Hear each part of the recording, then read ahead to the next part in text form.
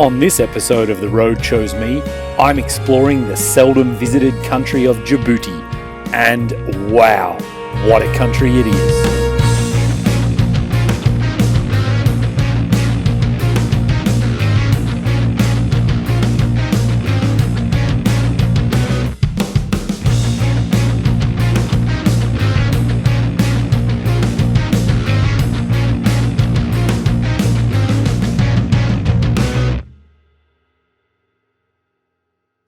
All the way back in Nairobi, Kenya, I knew I wanted to visit Djibouti, and so I tried to get a multiple entry visa for Ethiopia.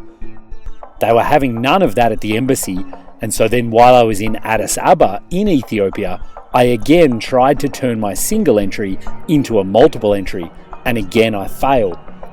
I was granted a Djibouti visa without issue, and so now I was in a bit of a pickle. I know I can get into Djibouti, but what's going to happen when I try to drive back into Ethiopia? Well, I think I'm just going to have to go for it. This little country fascinates me so much. I can't wait to look around and see what's there. There's so little information on the internet, and all of my usual sources like iOverlander have virtually nothing. It seems like people rarely ever visit Djibouti. I hear rumours that the main highway to Djibouti is blockaded by protesting truckers, and that's part of the reason Ethiopia is having such huge gas shortages. I venture in that direction anyway, and the paved road you were seeing was while I was still in Ethiopia. After crossing the border and reverting immediately back to French, the road deteriorates severely. This is the main highway that leads into Djibouti, and over 2,000 heavily loaded trucks travel on this road every single day. Because Ethiopia is landlocked, it gets almost all of its goods through the massive shipping ports that are in Djibouti. So this road is extremely busy, and you can see the state of disrepair. Most of this I'm in first gear, and it takes me hours and hours to drive a couple of 100 miles. This is bone crunching and painfully slow going. As you can see, this is make it up driving at its best. Sometimes I'm actually on the paved roads, though the potholes are horrendous, so then I venture off onto what is supposedly a new road under construction.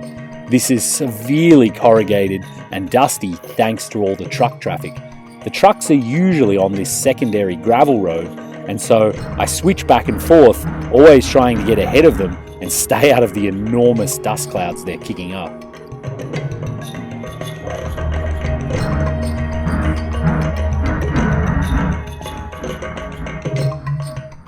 You can see the landscape is really barren and moon-like, though at times mountains rise. They're extremely rocky and dry. I can't imagine how anyone grows anything out here.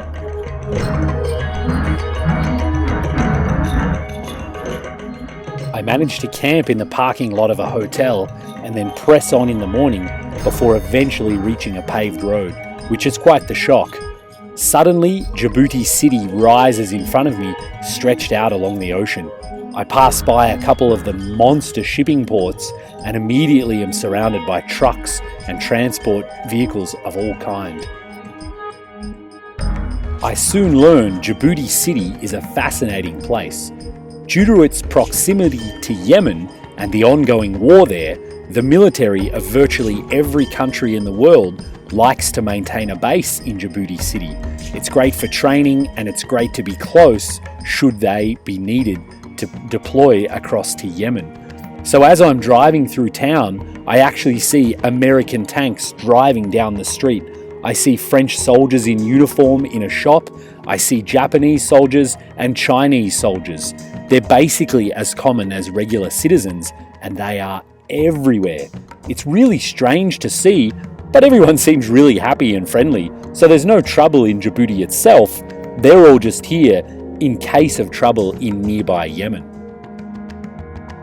I've never been to the Middle East, only a very brief stop in Qatar once, and somehow this feels very similar, with a modern city rising from the desert. Skyscrapers, brand new Land Cruisers ripping around, and lots of development here in the city. My only real job is to get a new Ethiopian visa while I'm here in Djibouti City. It's a Friday and I race over to the embassy only to discover that Friday and Saturday are considered the weekend here. So unfortunately, I can't get a new Ethiopian visa yet, and I'll have to keep stressing about what I'm going to do if they won't give me one when I come back on Sunday or Monday.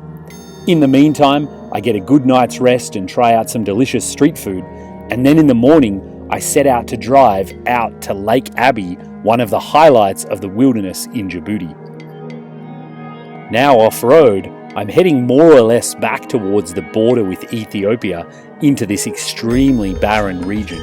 You can see it's stunning out here and there is just nothing for miles and miles. I've loaded up all of the fuel, food and water I can carry, and I expect to push my range to the limit once again. Lake Abbey is a volcanic region in the north of Djibouti, pretty close to the border of Ethiopia. It's a lot like Ethiopia's famous Danakil Depression, though I'm really excited because almost nobody comes to Djibouti, so therefore I won't have to wade through the hordes of tourists that visit the Danakil every single day. After driving over salt flats and over a rocky little mountain, I start to encounter these rock spires, and a few of them actually have steam coming out of the top. These are all hot vents where minerals are being deposited as they leave the earth. Each and every one of these at one time or another was actually a hot vent. When I search around, I do find hot spring water in various places, and it ranges from scalding hot down to barely lukewarm. There's also tons of algae growing and all the colourful deposits I've come to love from hot springs around the world. As you can see, the landscape is simply stunning.